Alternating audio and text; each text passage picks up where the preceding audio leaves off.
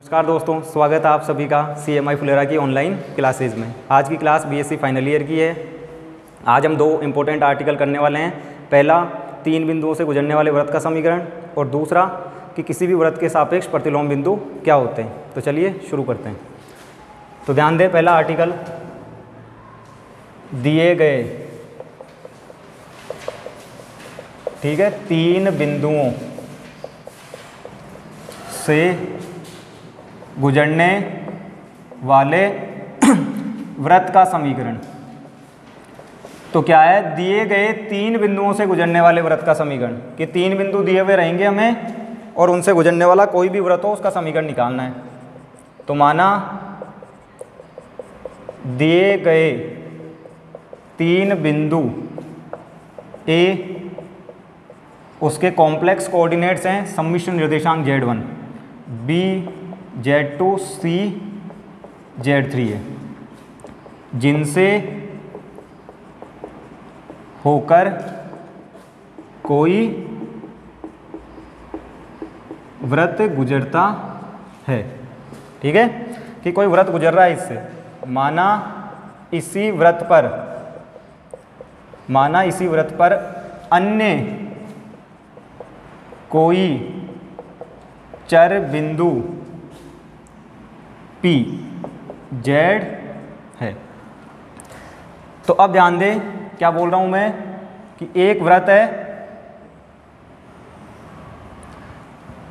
ये वृत्त 3 बिंदु हैं इस वृत्त पे। एक तो है A, जिसके सम्मिश्र निर्देशांक है Z1, ठीक है, A Z1। दूसरा बिंदु लिया है मैंने B, कि ये बिंदु है B और उसके सम्मिश्र निर्देशांक है Z2, और एक बिंदु हो गया C, जिसके निर्देशांक है Z3। ठीक है, तो ये 3 बिंदु तो हमको दिए हुए हैं भाई। ठीक है, ये जो तीनों बिंदु दिख रहे हैं ना आपको, Z1 Z2 Z3, ये तीनों बिंदु आपको दे रखे हैं पहले से क्वेश्चन में। तो इन तीनों बिंदुओं से गुजरने वाले वृत्त का समीकरण चाहिए हमको।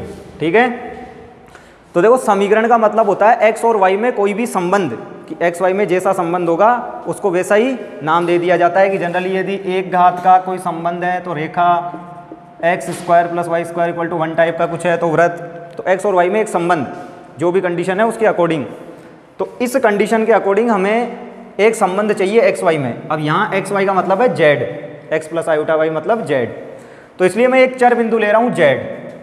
तो वो जो z है, एक केस तो वो हो कि मैं z यहाँ पे ले लूँ, देखो इस तरीके से। अब z चर बिंदु है भाई, तो ये z कहीं भी हो सकता है इस पूरे वृत्त में। तो मैं 2 अलग अलग केस बना देता हूँ। एक दूसरा केस, जब मैं इस z को, ये Z1 है और ये Z2 हो गया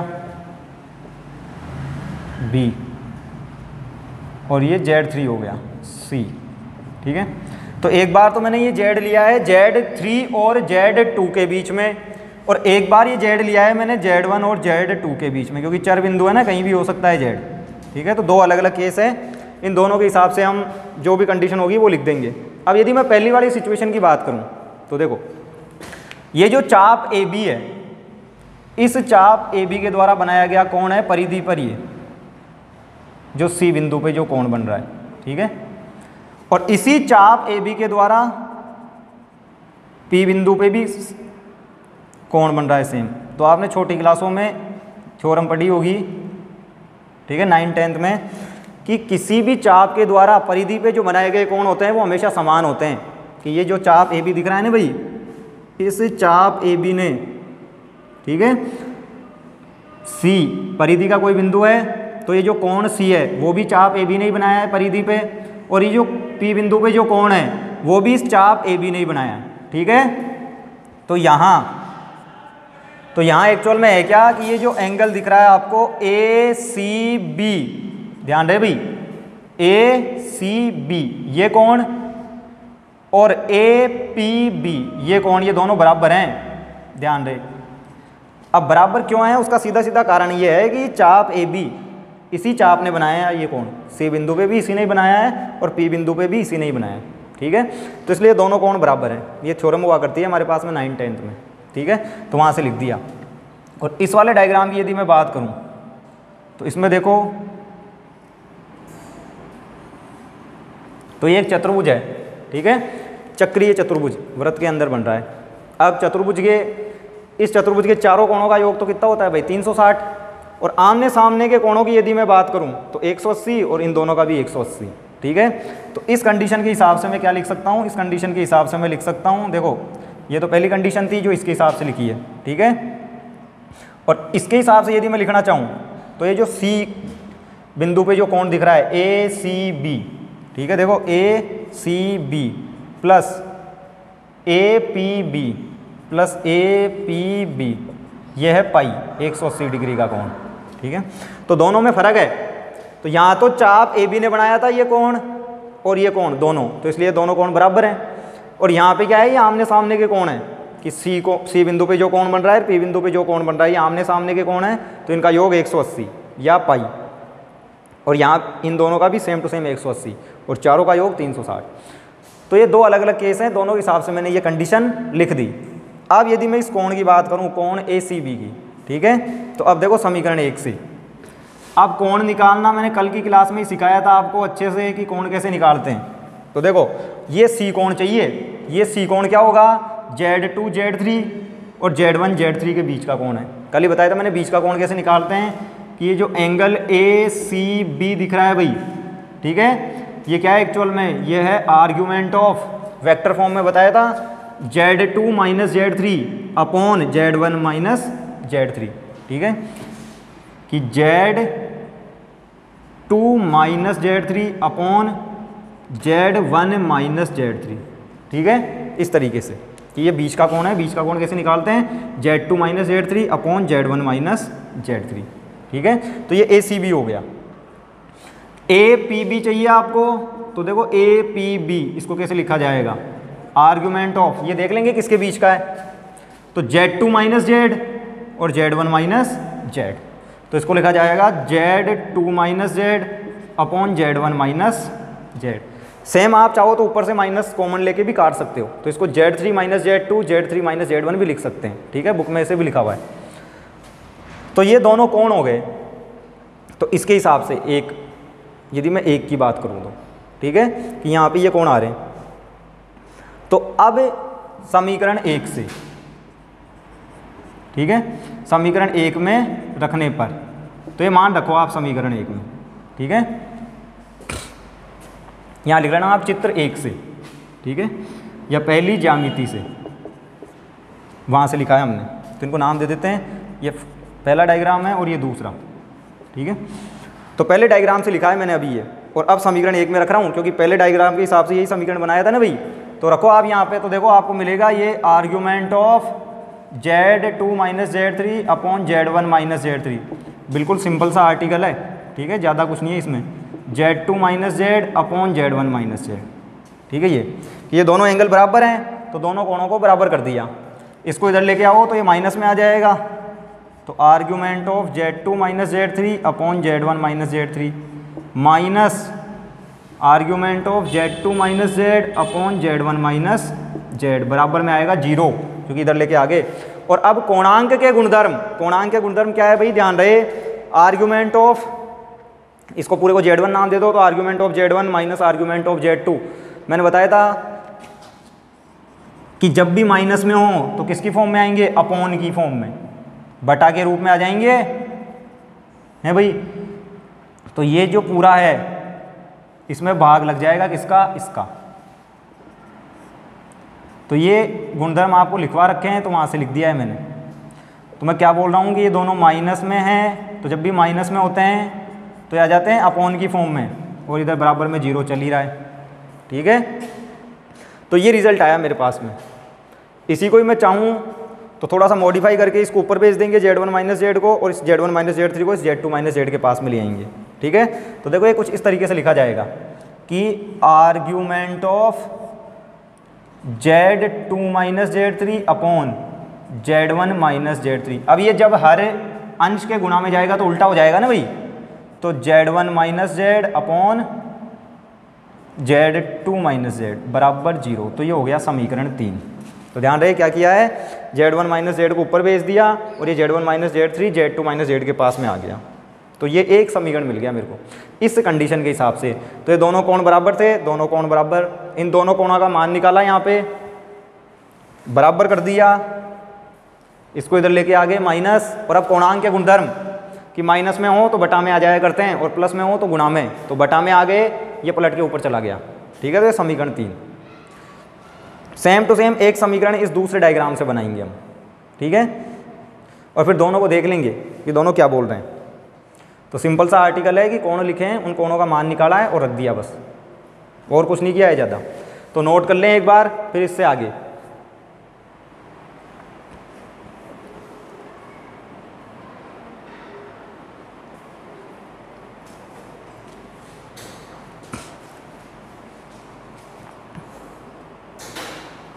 अब ध्यान दें इससे आगे।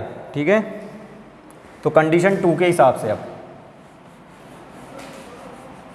तो मैं बोल रहा हूँ चित्र 2 से। तो चित्र 2 के लिए कौन लिखा हुआ है? समीकरण 2। तो अब ध्यान दें, चित्र 2 से यदि निकालना चाहें तो चित्र 2 से, तो चित्र 2 से निकालो वापस से ए सी बी।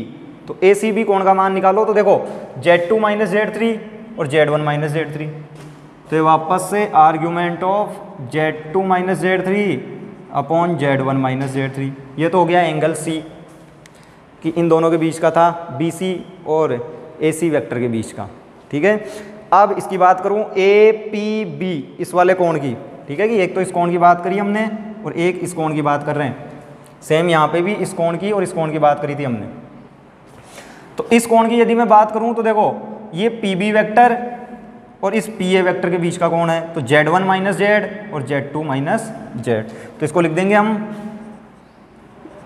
आर्ग्यूमेंट ऑफ, चाहो तो Z1 माइनस Z, ठीक है, कि Z1 minus Z upon Z2 minus Z। ठीक है, इस तरीके से। ठीक है, कि इन दोनों के बीच का कोण है। तो ये कोण है किस किस के बीच का?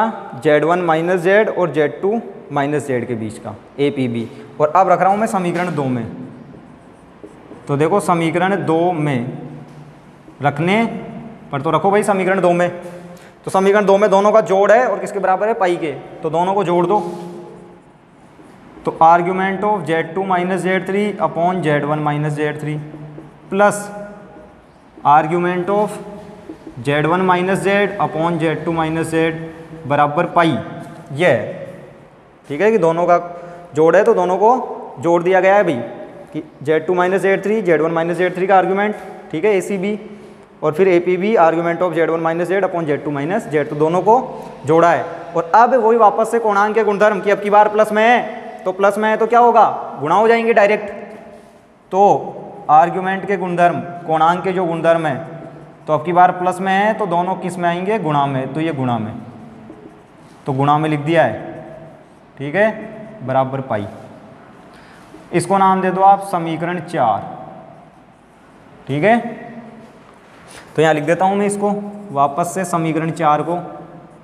तो Z2 minus Z3 upon Z1 minus Z3 into Z1 minus Z upon Z2 minus Z बराबर पाई। तो ये हो गया समीकरण 4। ठीक है, तो 3 और 4 दो समीकरण बन गए दोनों कंडीशन के हिसाब से।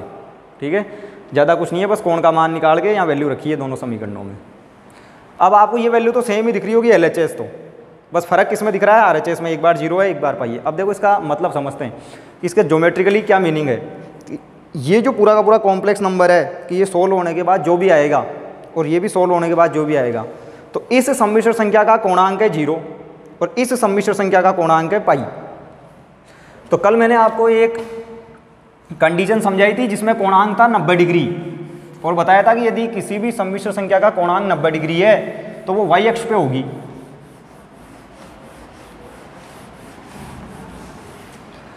आज कोणांक है 0 और पाई। तो देखो ये सम्मिश्र संख्या कहाँ पे होगी कि यदि इसका कोणांक 0 और पाई है तो देखें, तो ये x अक्ष है, ये y अक्ष है, जिसको हम वास्तविक अक्ष और इसको काल्पनिक अक्ष बोला करते हैं। ठीक है, ये जितनी भी सम्मिश्र संख्याएं हैं 1 2 3 4 इस टाइप से, और इधर -1 -2 -3, कोण हमेशा कोई भी सम्मिश्र संख्या है a, b कि कोई भी सम्मिश्र संख्या है a, b, ठीक है, तो उसका कोण कैसे नापते हैं कि इसको मूल बिंदु से मिला दो और ये जो कोण बन रहा है थीटा, इसको बोलते हैं कोणांक। तो मैं ये बोल रहा हूँ कि ये जो x अक्ष पे जितनी भी संख्याएं स्थित है भाई, ठीक है, ये x अक्ष पे जितनी भी संख्याएं हैं इनका कोणांक क्या होगा 0 डिग्री, क्योंकि कोण नापते ही x के साथ में है और ये संख्याएं सारी की सारी x पे ही है, तो कोई कोण बनेगा ही नहीं, तो 0 डिग्री। और ये जो इधर -x की तरफ जो संख्याएं हैं इनका कोण कितना होगा, तो इनका कोण +x के साथ में देखोगे तो मिलेगा पाई, ठीक है। तो एक बार तो कोण है 0 और एक बार है कोण पाई, तो मैं यूँ बोल सकता हूँ कि या तो सम्मिश्र संख्या +x अक्ष पे स्थित है तब तो कोणांक 0, या फिर सम्मिश्र संख्या -x अक्ष पे स्थित है तब कोणांक हो जाएगा पाई। तो ये वाली जो सम्मिश्र संख्या है वो या तो धनात्मक x अक्ष पे स्थित है, क्योंकि धनात्मक x अक्ष पे हुई तब तो कोणांक 0, और ये वाली जो सम्मिश्र संख्या है वो ऋणात्मक x अक्ष पे स्थित है तब कोणांक हो जाएगा पाई। तो ओवरऑल यदि दोनों ही बातों को एक साथ लेना चाहें या दोनों का निष्कर्ष निकालें तो निष्कर्ष क्या निकल के आएगा कि ये जो सम्मिश्र संख्या दिख रही है भैया आपको, ये सम्मिश्र संख्या या तो धनात्मक x अक्ष पे स्थित है या ऋणात्मक x अक्ष पे स्थित है। तो कुल मिला के ये वाली जो सम्मिश्र संख्या है वो x अक्ष पे स्थित है, ठीक है, क्योंकि जब सम्मिश्र संख्या x अक्ष पे स्थित होगी ना तभी कोणांक 0 या पाई हो सकता है। यदि y अक्ष पे हुई तो कितना हो जाएगा 90 डिग्री, और बीच में हुई तो फिर उसके हिसाब से 30 60 120 जो भी आने वाला है, ठीक है। तो यहाँ पे कोणांक 0 और पाई है, तो इसका मतलब क्या हो गया, समीकरण 3 व समीकरण 4 से मैं यूँ बोल सकता हूँ क्या, ये जो सम्मिश्र संख्या है Z2 - Z3 upon Z1 - Z3 into Z1 - Z upon Z2 - Z, कि भाई ये वाली जो सम्मिश्र संख्या है, ठीक है, शुद्ध वास्तविक संख्या है, कि ये a + i b टाइप की नहीं है, ये केवल और केवल वास्तविक संख्या है। देखो x अक्ष पे स्थित है, x अक्ष पे y का मान क्या हो जाता है 0, तो ये जितनी भी संख्याएं हैं ये क्या है, एक तरीके से 1 0 2 0 3 0, इधर देखोगे आप -1 0 -2 0 इसी टाइप से है। तो इनको यदि आप a + i b की फॉर्म में लिखते हो तो 1 + 0 i 2 + 0 i 3 + 0 i, तो ये तो 0 हो गई ना ये टर्म, तो ये तो केवल यही तो मिला नंबर सी, तो 1 2 3 4 5 इस टाइप से। तो इसका मतलब ये क्या है, वास्तविक संख्याएं हैं जो हम पढ़ते आ रहे हैं पहले से ही। सम्मिश्र तो क्या होती है, जो a + i b टाइप से हो, ठीक है। तो सम्मिश्र है लेकिन उसमें भी कौन सी है, केवल शुद्ध वास्तविक है, ठीक है। इनका काल्पनिक भाग 0 है, यूँ बोलो कि इनका काल्पनिक भाग 0 है, तो ये केवल शुद्ध वास्तविक संख्याएं हैं कि 1 2 3 इस टाइप से है, आयोटा वाला पार्ट नहीं है इनमें। तो इसलिए तो मैंने बोला है कि ये शुद्ध वास्तविक संख्याएं हैं, ठीक है।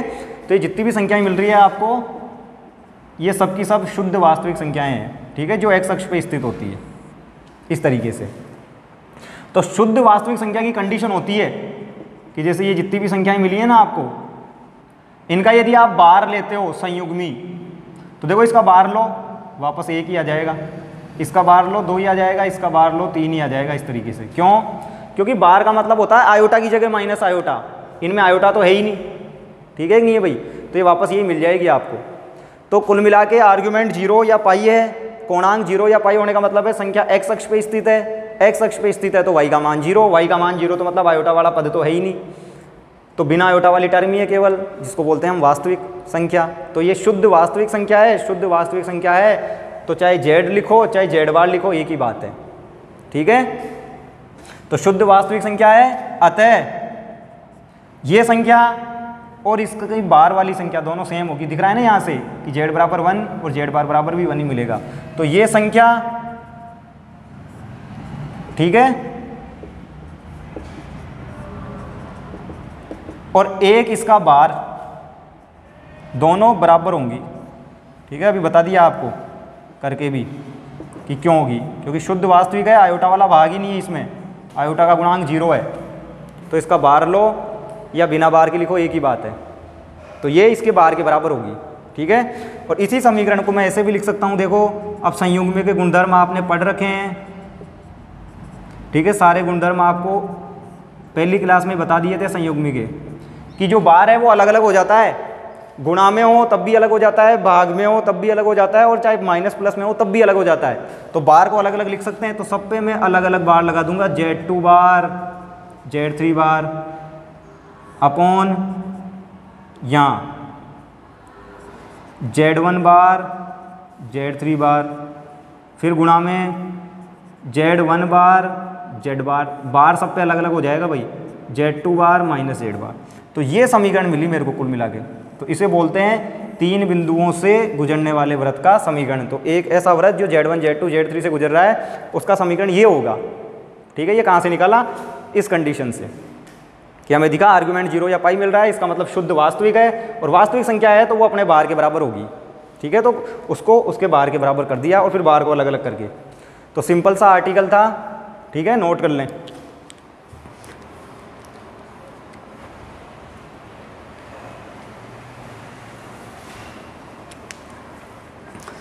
अब अगला आर्टिकल, तो उसमें पहले एक डेफिनेशन है। तो देखो डेफिनेशन, तो ये दो चीज़ें ध्यान रखनी है भाई कि यदि शुद्ध वास्तविक संख्या है तो उसका कोणांक 0 या पाई होता है, या 0 या पाई कोणांक है तो इसका मतलब शुद्ध वास्तविक है। और उसमें भी दो केस हैं, यदि 0 है तो पॉजिटिव x पे है, और यदि पाई है तो नेगेटिव x पे है। ओवरऑल दोनों को शुद्ध वास्तविक ही बोलेंगे। तो x को बोलते हैं शुद्ध वास्तविक संख्या, और y पे होती है तो उसको बोलते हैं शुद्ध काल्पनिक, क्योंकि y पे x का मान 0 हो जाता है, उस टाइम x नहीं होता। ठीक है, तो दोनों में फ़र्क है।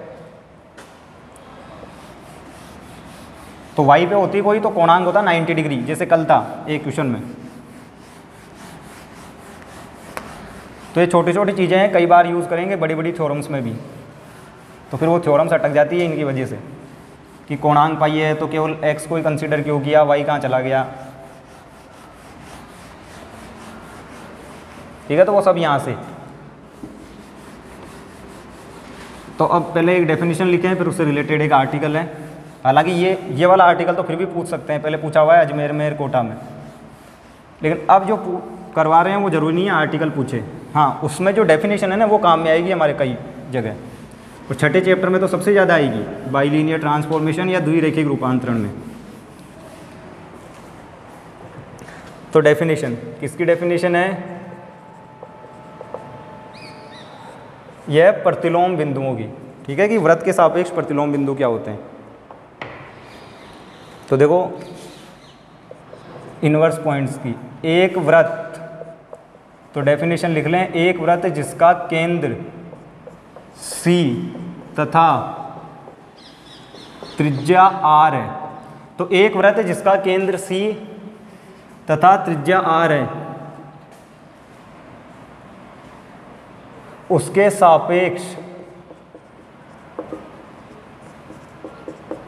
दो बिंदुओं, ठीक है, कौन कौन से दो बिंदु भाई? P तथा Q को PQ प्रतिलोम बिंदु कहते हैं।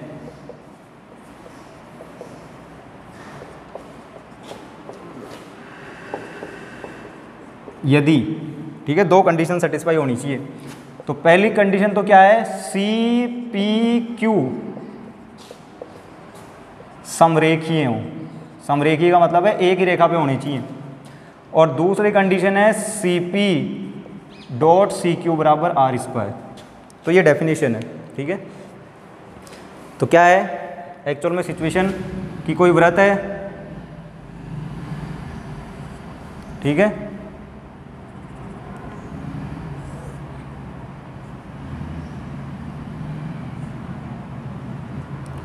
तो इस वृत्त का केंद्र लिया है हमने C, इसके ऊपर एक बिंदु है P और एक दूसरा बिंदु है Q। ठीक है, इस तरीके से दो बिंदु हैं। तो C, P, Q टोटल मिला के 3 हो गए। एक तो वृत्त का केंद्र, एक बिंदु P और एक बिंदु Q। इस वृत्त की त्रिज्या R है ही, ठीक है, ये जो त्रिज्या है R है। ठीक है, तो डेफिनेशन समझ ले क्या बोल रही है कि 3 बिंदु है टोटल मिला के, एक तो वृत्त का केंद्र हो गया खुद, एक P हो गया, एक Q हो गया। तो ये जो तीनों बिंदु हैं ये एक ही रेखा में होनी चाहिए, पहली बात तो इसलिए बोला है समरेखीय, कि तीनों बिंदु C, P, Q तीनों के तीनों क्या होने चाहिए? एक ही रेखा में होने चाहिए, जिनको बोल रहे हैं हम समरेखीय। ठीक है, और दूसरी कंडीशन है CP इंटू CQ, कि मतलब ये दूरी CP और सी की क्यू से दूरी। तो पी बिंदु की सी से दूरी और क्यू बिंदु की सी से दूरियों का गुणनफल, तो C P dot C Q किसके बराबर आना चाहिए? त्रिज्या के वर्ग के। यदि ये दो कंडीशन सेटिस्फाई हो जाती है तो इस P बिंदु को इस Q बिंदु का प्रतिलोम बिंदु कहेंगे, या उल्टा भी इस Q बिंदु को इस P बिंदु का प्रतिलोम बिंदु कहेंगे। तो कुल मिला के दो कंडीशन होनी चाहिए। पहली बात तो समरेखीय भी होनी चाहिए, और दूसरी बात CP दूरी और CQ दूरी के गुणनफल r² के बराबर होना चाहिए। तो डेफिनेशन है, तो एक तरीके से याद रखनी है डेफिनेशन, ठीक है, कि ये दो कंडीशन लगनी चाहिए। अब हमारा एम क्या है कि कोई भी वृत्त हो और मान लो हमको ये एक बिंदु पता हो P, तो दूसरा बिंदु कैसे निकालेंगे? ठीक है, या Q बिंदु पता हो तो P कैसे निकालेंगे? तो ये है, क्या कर रहे हैं कि एक बिंदु दे दिया जाए तो दूसरा कैसे निकाला जाएगा। ठीक है, ये तो डेफिनेशन है, तो डेफिनेशन तो याद करने के लिए होती है, तो डेफिनेशन तो याद कर लेंगे। लेकिन यदि P बिंदु दे दिया तो Q कैसे आएगा, या Q दे दिया तो P कैसे आएगा। ठीक है, कि इन्वर्स पॉइंट की डेफिनेशन के हिसाब से यूज़ करते हुए निकालेंगे। तो देखो निकालते हैं, एक वृत्त ले लेते हैं जनरल फॉर्म में। तो अब हम क्या करेंगे? वृत्त, तो ये जनरल फॉर्म में ले रहा हूँ मैं, ए जेड जेड बार। देखो इस वृत्त को पहले भी ले चुका हूँ एक बार, और इसकी केंद्र और त्रिज्या निकाली थी उस टाइम। अल्फ़ा जेड अल्फ़ा बार जेड बार प्लस सी बराबर 0। ठीक है, जहाँ ए और सी मैंने बोले थे वास्तविक अचर। ठीक है, उस टाइम भी यही लिखा था, वास्तविक अचर हैं तथा अल्फ़ा सम्मिश्र अचर है के सापेक्ष प्रतिलोम बिंदुओं में संबंध स्थापित करेंगे। तो ये एक वृत्त का समीकरण लिया है। ठीक है, जनरल फॉर्म में है, व्यापक रूप में। इसको एक बार पहले भी कंसीडर कर चुके हैं, उस टाइम इसकी केंद्र और त्रिज्या निकाली थी। तो ध्यान दें, ये जो वृत्त लिया है वो ये है, ए जेड जेड बार प्लस में अल्फ़ा टाइम्स जेड प्लस में अल्फ़ा जेड बार प्लस में सी इक्वल्स टू 0। यहाँ पे मैंने बोला है ए और सी। ठीक है, वास्तविक अचर है। अब देखो वास्तविक अचर का मतलब क्या होता है कि इनमें आयोटा वाला भाग नहीं होगा, कि वास्तविक बोलूँ तो आयोटा वाला भाग नहीं होगा। तो ए और जो सी है ना, इनकी वैल्यू कुछ इस टाइप से है, 1 2 3 -1 -2 -3 इस टाइप से, कि ए और सी का मान ऐसा संभव है। इसको बोलते हैं वास्तविक अचर, कि कांस्टेंट है, फिक्स है, बदल नहीं सकता। और वास्तविक मतलब केवल बिना आयोटा वाला भाग होगा, आयोटा वाला भाग नहीं होगा। अल्फा को बोला है सम्मिश्र अचर। सम्मिश्र अचर का मतलब होता है इस तरीके से, 1 + 2 आयोटा, 3 - 4 आयोटा, 5 + 3 आयोटा, इस टाइप से। इसको बोलते हैं सम्मिश्र अचर, कि दोनों हैं, आयोटा वाला भाग भी है लेकिन फिक्स है, कि 3 4 जैसे फिक्स हो गए, 1 और 2 फिक्स हो गया, 5 और 3 फिक्स हो गए। ठीक है, इसी को मैं यूँ बोलता हूँ वास्तविक चर। तो वास्तविक चर का मतलब हो जाता है x y इस टाइप से मान। सम्मिश्र चर का मतलब हो जाता है x + आयोटा y टाइप से कोई मान, कि बदल रहा हो। ठीक है, तो वास्तविक का मतलब आयोटा वाला भाग नहीं होगा, काल्पनिक का मतलब होता है बिना आयोटा वाला भाग नहीं होगा। ठीक है, और सम्मिश्र का मतलब होता है दोनों भाग होंगे। और कांस्टेंट का मतलब क्या है? अचर का मतलब कि फिक्स है, बदल नहीं सकते, जो भी दे दिया वो। ठीक है,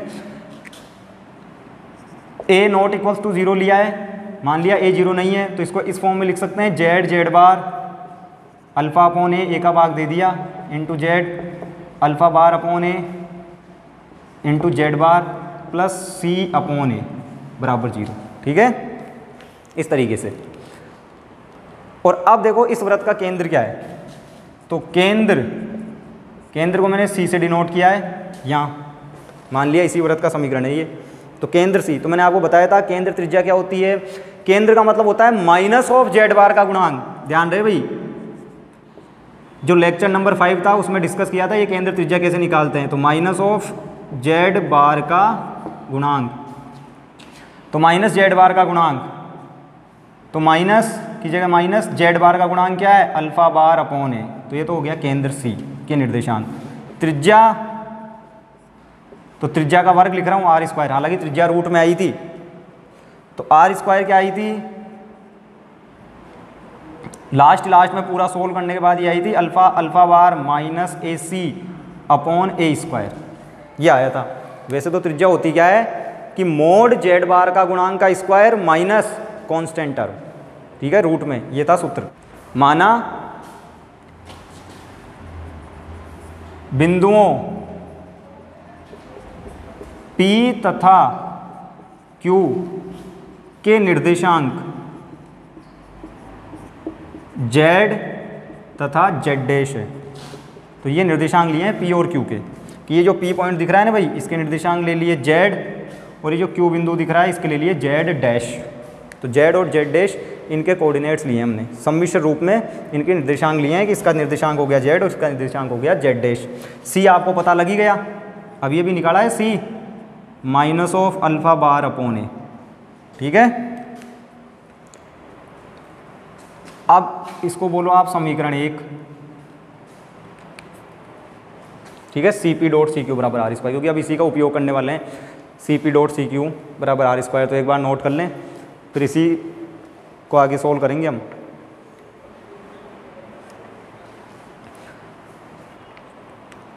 तो अब ध्यान दें समीकरण 1 से, ठीक है, कि अब समीकरण 1 का उपयोग कर रहे हैं। तो ये ध्यान रहे भाई क्या थी इक्वेशन, क्योंकि बाद में काम आएगा वापस से, केंद्र के निर्देशांक क्या थे। तो अब ध्यान दें समीकरण 1 से, तो समीकरण 1 से, तो देखो समीकरण 1 क्या है, ये इसकी बात कर रहा हूँ। CP, तो CP डिस्टेंस बताओ। अब देखो डिस्टेंस मैं आपको पहले बता चुका हूँ पहली क्लास में या मापांक वाली क्लास में, कि CP का मतलब है Z और minus alpha bar upon A के बीच की दूरी निकालनी है। जिस दिन आपको मोड का मतलब बताया था उसी दिन बता चुके हैं कि दूरी कैसे निकालते हैं कॉम्प्लेक्स एनालिसिस में। तो वहाँ पे क्या था देखो, Z1 माइनस Z2 के मोड का मतलब बताया था मैंने क्या होता है। Z1 माइनस Z2 के मोड का मतलब होता है Z1 और Z2 के बीच की दूरी। ठीक है, तो यहाँ पे मेरे को किसकी दूरी चाहिए, P और C के बीच की दूरी। तो इसका मतलब Z minus alpha bar upon है। ठीक है, यही होगी डिस्टेंस। तो CP का मतलब हो जाएगा Z minus alpha bar upon a का मोड। तो ये P और C के बीच की दूरी हो गई। ठीक है, कि Z1 माइनस Z2 के मोड का मतलब क्या है, Z1 Z2 के बीच की दूरी। Q और C के बीच की दूरी चाहिए आपको, तो इसका मतलब हो जाएगा Z dash minus alpha bar upon a. ठीक है, और इसका मान किसके बराबर है, आर स्क्वायर के। तो ये दूरी आ गई CP और CQ। इसको अब आगे सॉल्व करें तो हो जाएगा minus plus alpha bar upon a, Z dash minus plus alpha bar upon a. ठीक है, बराबर में आर स्क्वायर, इस तरीके से। ठीक है, तो ये किस किस के बीच की दूरी हो गई, मतलब CP आ गई और CQ आ गई। तो ये कंडीशन आ गई,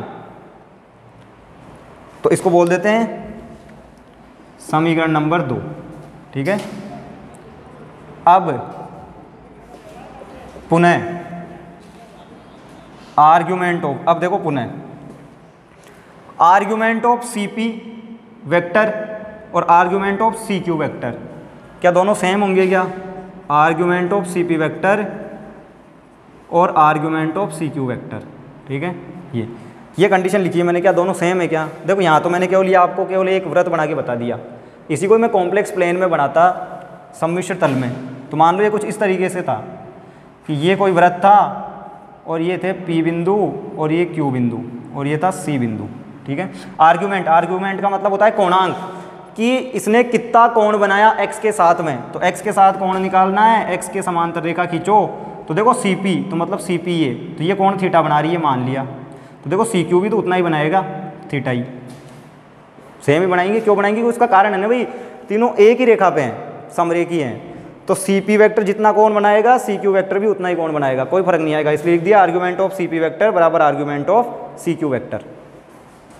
ठीक है, अब CP वेक्टर तो क्या है, CP वेक्टर है Z माइनस ये, क्योंकि वेक्टर फॉर्म में मैंने पहले बता रखा है आपको कि वेक्टर फॉर्म में कि यदि A के निर्देशांक A वेक्टर हैं और B के निर्देशांक B वेक्टर है, तो ये जो AB वेक्टर है आप 12th में भी कर चुके हो, क्या होता है, terminal point minus initial point, की अंतिम बिंदु माइनस प्रारंभिक बिंदु, B vector minus A vector. तो सेम कॉम्प्लेक्स में भी ऐसे ही, इसमें से इसको घटा दो। ठीक है,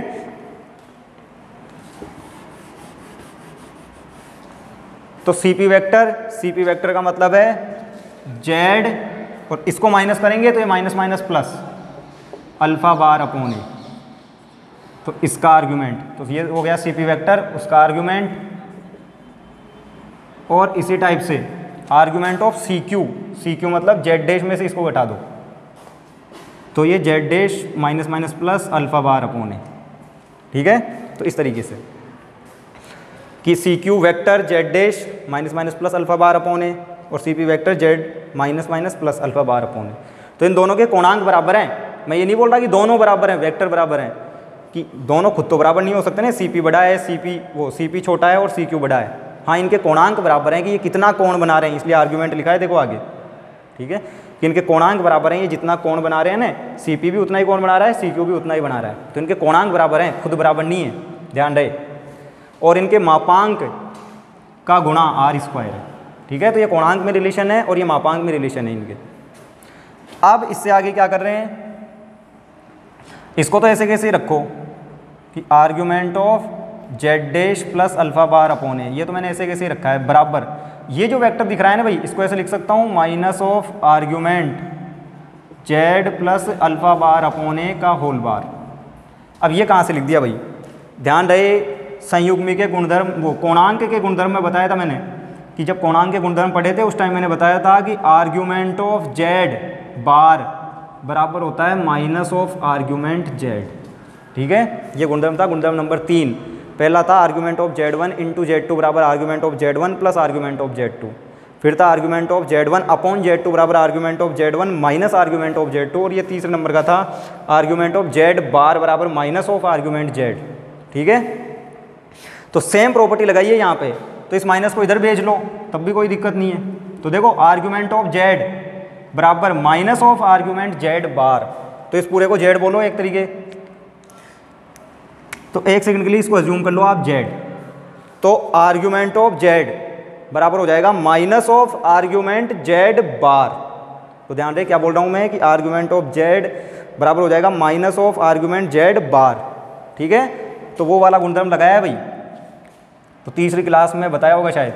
तो argument of Z dash plus alpha bar upon a बराबर, अब देखो बार, तो बार के लिए मैं बता चुका हूँ बार अलग अलग हो जाया करता है भाई, तो ये आ जाएगा माइनस ऑफ आर्ग्यूमेंट Z का बार, अल्फा का बार अलग से हो जाएगा, तो अल्फा का बार तो पहले से ही है, उसके ऊपर एक और बार, तो ये आ जाएगा अल्फा। ठीक है, कि 2 बार बार लेने का मतलब क्या है, वो संख्या खुद ही आ जाती है वापस, और ए का बार ए खुद ही होगा। ऐसा क्यों, अभी थोड़ी देर पहले बताया था, ए तो वास्तविक संख्या है, ए तो इस टाइप की है 3 4 इस टाइप की, तो इसका तो बार लोगे तो क्या होगा, ये खुद ही आ जाएगी वापस, इसमें तो आयोटा है ही नहीं। बोला ना, ए तो वास्तविक संख्या है, पहले बोल चुका हूँ ए और सी तो वास्तविक अचर हैं, ये तो वास्तविक संख्याएं हैं, इनमें तो आयोटा वाला पद ही नहीं है, तो यदि ए का बार लोगे तो वो तो खुद ही वापस आ जाएगा ए ही। ठीक है, तो वास्तविक संख्या है तो उसकी कोई दिक्कत नहीं है ए की।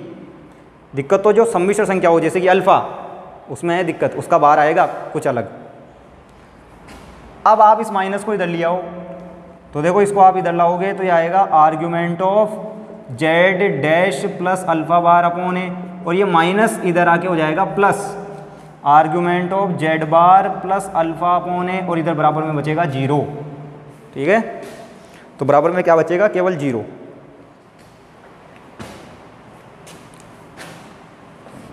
अब ध्यान दें इससे आगे,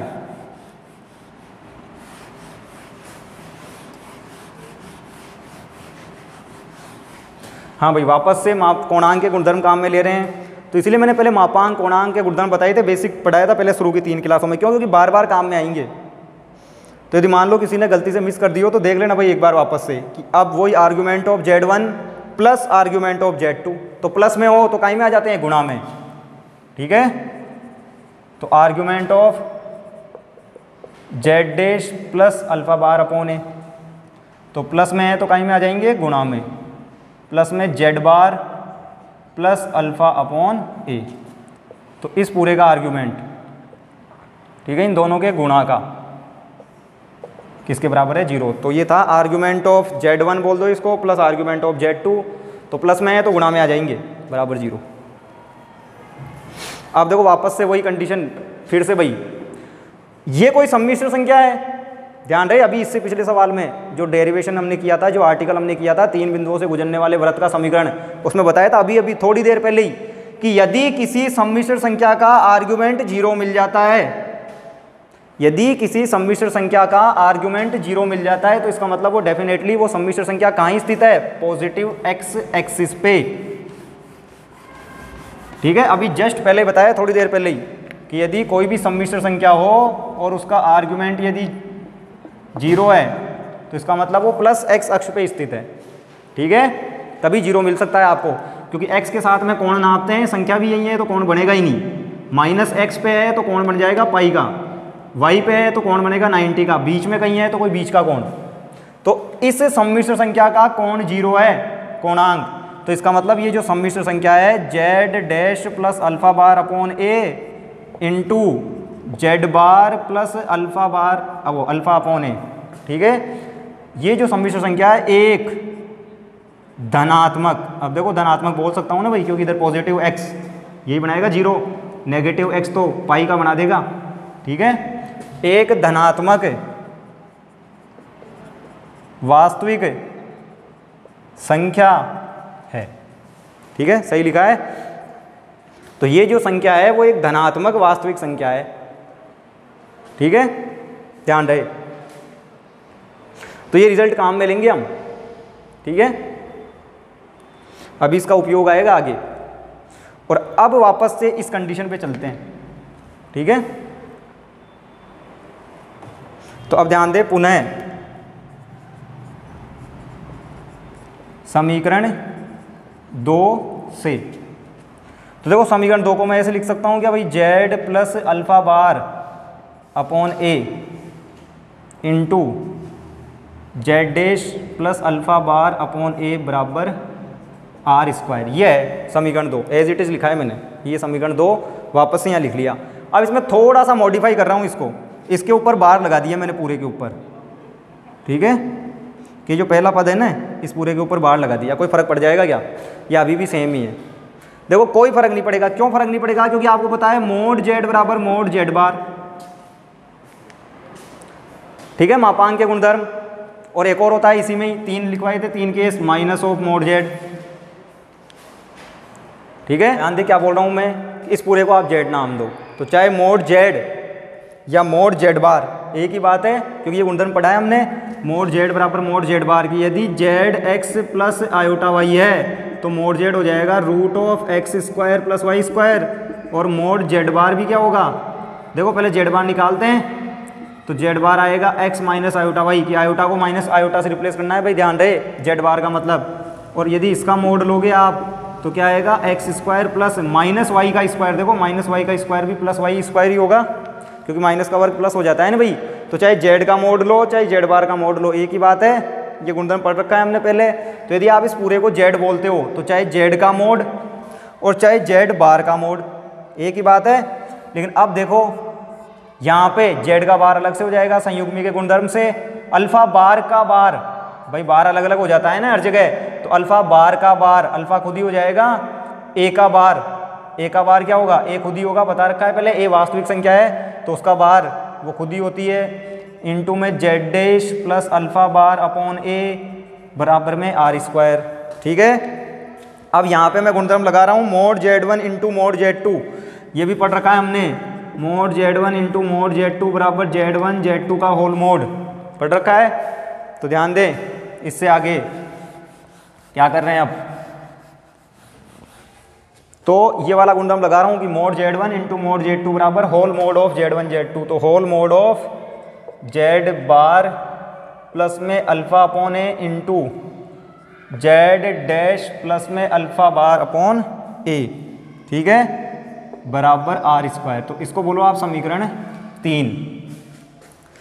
तो 2, तो इसको नाम दो आप समीकरण 3। ठीक है, या इसको दो आप 3 क्योंकि इसका यूज़ करेंगे हम, और इसको बोलो 4। ठीक है, समीकरण 4। तो अब देखो कि कौन सा गुणधर्म लगाया है, mod z one into mod z two. ठीक है, तो whole mod of z one, mod z one into mod z two बराबर whole mod of z one into z two. तो whole mod of z one into z two. ठीक है, कि इसको आप जेड वन इसको जेड टू नाम दोगे, तो ये whole mod of z one into z two. अब यदि मैं इसकी बात करूँ देखो यहाँ मैं बोल रहा था कि ये जो संख्या है ये और ये सेम ही है, ये आगे लिखी हुई है, ये पीछे, यहाँ ये आगे हो गया, ये पीछे हो गया, इसकी कोई इशू नहीं है भाई। ठीक है, ध्यान रहे कि Z1 इंटू Z2 बराबर होता है Z2 Z1। ठीक है, आगे पीछे का कोई चक्कर नहीं है यहाँ। तो ये जो संख्या है एक धनात्मक वास्तविक संख्या है। तो धनात्मक वास्तविक संख्या का मतलब है इस टाइप से है, कोई 3 4 5 इस टाइप से। ठीक है, धन वास्तविक संख्या का मतलब ये है कि ये एक धनात्मक वास्तविक संख्या है, मतलब इस तरीके की कोई संख्या है। ठीक है, तो जब आप इसका मोड लोगे तो कोई फर्क थोड़ी पड़ जाएगा कि 3 का मोड क्या आएगा, 3 खुद ही आ जाएगा। ठीक है, तो ये जो संख्या है वो पहले से ही धनात्मक वास्तविक संख्या है, तो इसका मतलब जब मैं इसका मोड लूंगा तो कोई फर्क नहीं पड़ेगा। ठीक है, दिख रहा है वहाँ पे कि जितनी भी धन वास्तविक संख्याएं होती हैं उनका मोड वो खुद ही होती है। हाँ, फर्क कब पड़ता है, जब ये a plus iota b type की होती तो वहाँ पे मोड हो जाता √a² प्लस b², या फिर ये माइनस की होती तो वहाँ पे इसका मोड प्लस में आ जाता। ठीक है, जब ये पहले से ही प्लस की संख्या है तो इसका मोड लेने का कोई मतलब नहीं है, इसका मोड वापस वही आ जाता है। ठीक है, तो मैं यूँ बोल सकता हूँ कि यदि कोई संख्या धन वास्तविक संख्या है और उसका मोड यदि 3 है और ये संख्या यदि धन वास्तविक संख्या है तो इसका मतलब वो संख्या भी 3 ही है। ठीक है, तो क्या बोल रहा हूँ मैं कि यदि कोई धनात्मक वास्तविक संख्या है और उसका मोड यदि 3 है तो इसका मतलब वो संख्या भी 3 है। तो ये भी तो यहाँ पे यही बोल रहा है कि ये एक धन वास्तविक संख्या है और यदि इसका मोड r² है तो इसका मतलब ये संख्या खुद भी r² है। आई बात समझ में कि जो भी धन वास्तविक संख्याएं होती हैं उनका मोड जितना होता है उतनी वैल्यू उनकी होती है, क्योंकि धनात्मक संख्याओं पे मोड का कोई फर्क नहीं पड़ता। तो यहाँ पे मैं यूँ बोल सकता हूँ कि समीकरण 3 व समीकरण 4 से ये जो संख्या है ना भाई, ये वाली, ठीक है, इसी का मान r² है। क्यों? क्योंकि ये एक धनात्मक वास्तविक संख्या है और धनात्मक वास्तविक संख्या का मोड लेने पे कोई फर्क नहीं पड़ता, जैसी वो पहले थी बाद में भी वैसी रहती है, तो मोड लेने पे कोई फर्क नहीं पड़ता। तो यदि इसका मोड r² है तो इसका मतलब ये पहले से r² रही होगी, तो इसलिए इसको पहले से ही हमने r² के बराबर कर दिया कि जितनी वैल्यू इसके मोड की थी सेम टू सेम वैल्यू इसकी पहले भी थी। तो इसलिए इसकी जो वैल्यू थी एक्चुअल में इसी नंबर की वैल्यू वो क्या थी, r² थी। तो ये रिलेशन आ गया किसमें, z और देखो z और z' में। तो z थे p के निर्देशांक और जो z' था वो था q का निर्देशांक। तो ये रिलेशन है z और z' में। ठीक है, तो इसको मल्टीप्लाई करो तो z bar into z' plus में alpha upon a into z' plus में alpha bar upon a into z bar. ठीक है, और प्लस में alpha bar upon a², alpha bar upon a into a²।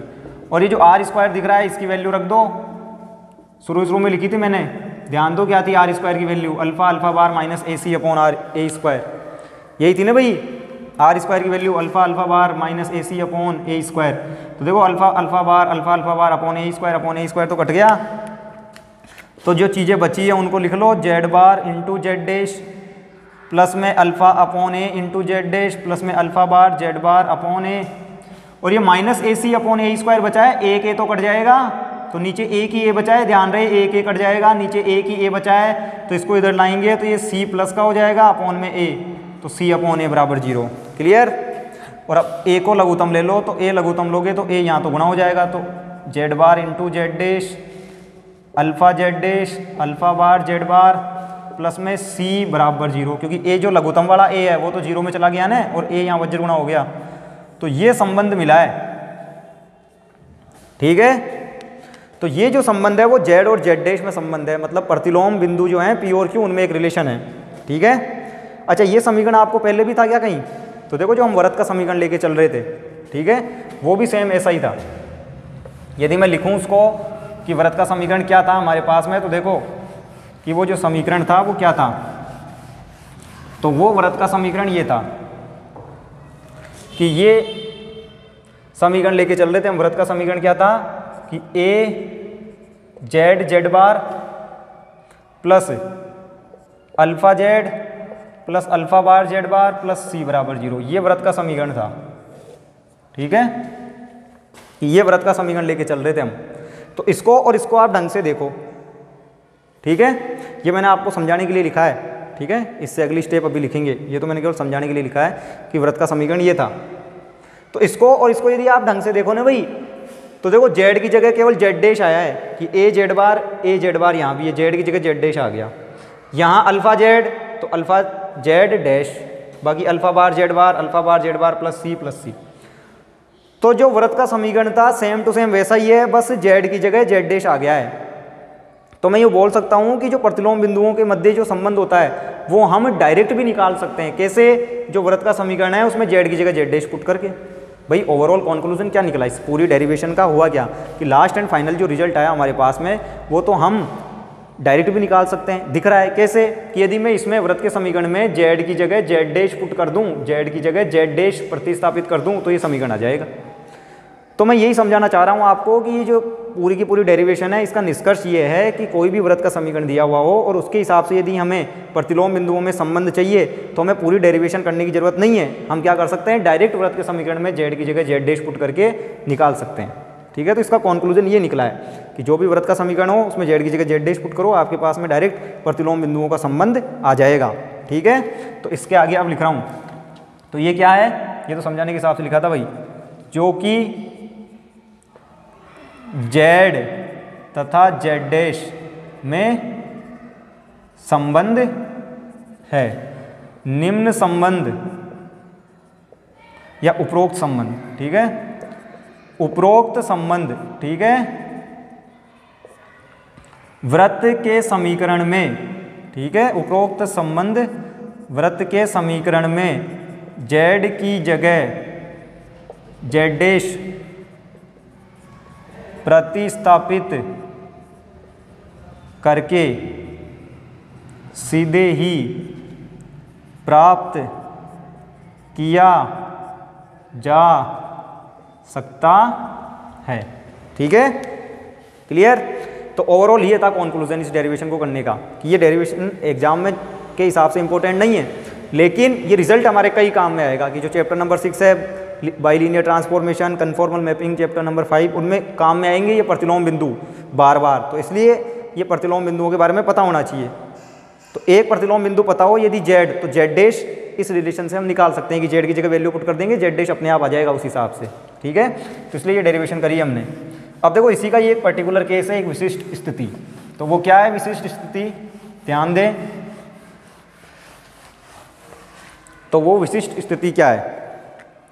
तो विशिष्ट स्थिति कि ये तो कोई जनरल सर्कल था ना कि इसका केंद्र कुछ भी हो सकता है, इसकी त्रिज्या कुछ भी हो सकती है। अब हम एक विशेष वृत्त लेके चल रहे हैं, वृत्त जिसका केंद्र मूल बिंदु मतलब 0 0 तथा त्रिज्या r है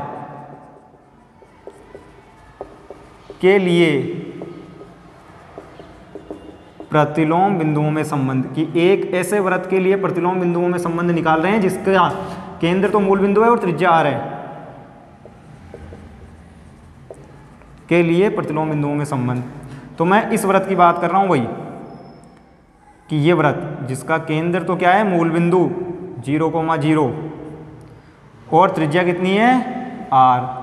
तो मैंने आपको बता रखा है जिसका भी समीकरण निकालना हो, जिस भी वृत्त का, उस वृत्त के ऊपर एक चर बिंदु लेते हैं जेड। अभी जो दिए गए 3 बिंदुओं से गुजरने वाला वृत्त का समीकरण इससे पहले वाला आर्टिकल किया था उसमें भी तो यही किया था, एक चर बिंदु लिया था जेड। तो यहाँ भी एक चर बिंदु लिया जेड और ये बोल क्या रहा है जेड की 0 0 से दूरी कितनी है r। यही हुआ ना मतलब कि जेड की 0 से दूरी कितनी है r।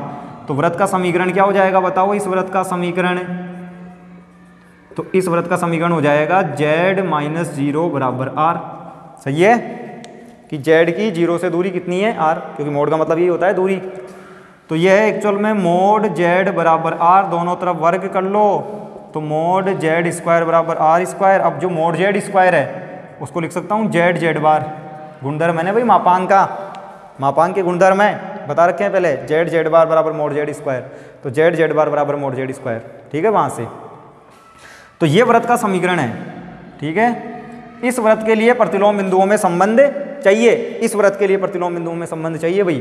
तो देखो ये इसी के जैसा ही है ना, तो इसलिए हमने इस समीकरण को ऐसा बनाया है ताकि ये इसके जैसा दिखे। ठीक है ना, इसलिए इसको ऐसा बनाया है ताकि इसके जैसा दिखने लग जाए। क्यों? क्योंकि इस वृत्त के लिए मेरे को पता है कि यदि एक प्रतिलोम बिंदु जेड है और दूसरा जेड डैश है तो डायरेक्ट वृत्त के समीकरण में जेड डैश रख दो, संबंध आ जाएगा। अब ये भी निकाला था मैंने, ठीक है, यहाँ लिखा हुआ था मिटा दिया। तो यदि प्रतिलोम बिंदुओं में संबंध चाहिए, यदि एक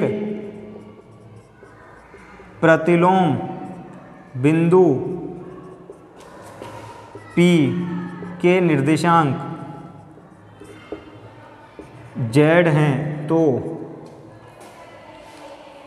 या यूँ लिखो, यदि बिंदु P के निर्देशांक, यदि बिंदु P के निर्देशांक Z है तो इसके प्रतिलोम बिंदु Q को Z डैश से डिनोट कर रहे हैं, के निर्देशांक, ठीक है, कैसे आएंगे? तो देखो मैंने बताया था प्रतिलोम बिंदुओं में जब भी संबंध निकालना हो क्या करेंगे, जो भी वृत्त का समीकरण है उसमें डायरेक्ट जेड की जगह जेड डैश, क्योंकि ओवरऑल कॉन्क्लूजन यही आया था ना भाई पूरी डेरिवेशन का, कि वो सेम डेरिवेशन या वो जो सेम रिजल्ट था हम डायरेक्ट भी लिख सकते थे जेड की जगह जेड डैश पुट करके वृत्त के समीकरण में, ठीक है। तो पूरी डेरिवेशन रिपीट करने की जरूरत नहीं है, अब डायरेक्ट वृत्त के समीकरण में जेड की जगह जेड डैश, क्योंकि उसका कॉन्क्लूजन यही था। तो डायरेक्ट वृत्त के समीकरण में जेड की जगह जेड डैश, जेड बार ऐसे कैसे, तो जेड की जगह जेड डैश केवल। तो यहाँ से यदि मैं जेड डैश निकालना चाहूँ तो आएगा आर स्क्वायर, देखो आर स्क्वायर अपॉन में क्या आ जाएगा, जेड बार, ठीक है।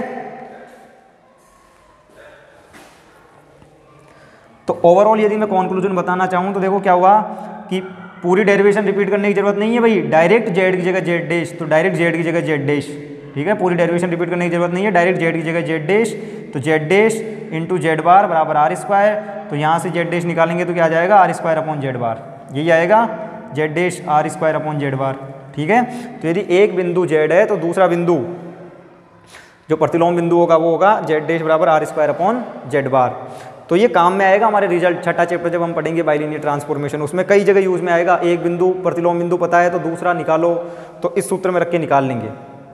और मान लो इसी वृत्त की त्रिज्या इकाई होती, एक होती त्रिज्या, तो आर का मान 1 हो जाता, तो उस टाइम जेड डैश क्या आता, 1/जेड बार, ठीक है। कि मान लो वृत्त की त्रिज्या इकाई हो, 1 हो, तो फिर जो प्रतिलोम बिंदु होगा वो क्या हो जाएगा, आर की जगह 1 रख देंगे, 1/जेड बार। तो ओवरऑल करना क्या है आपको, ये फॉर्मूला ध्यान रखना है कि यदि वृत्त जिसका केंद्र मूल बिंदु हो और जिसकी त्रिज्या आर हो तो उसका प्रतिलोम बिंदु इस सूत्र से जेड डैश बराबर are square upon Z bar, ठीक है। यदि एक बिंदु जेड है तो दूसरा जेड डैश बराबर आर स्क्वायर अपॉन जेड बार। और एक कंसेप्ट कि जो भी वृत्त का समीकरण हो उसमें जेड की जगह जेड डैश रख दो, अपने आप प्रतिलोम बिंदु और बिंदु पी में संबंध आ जाएगा कि वृत्त के समीकरण में जेड की जगह जेड डैश पुट कर दो डायरेक्ट, ठीक है। तो इस तरीके से, इससे आगे फिर कल करते हैं।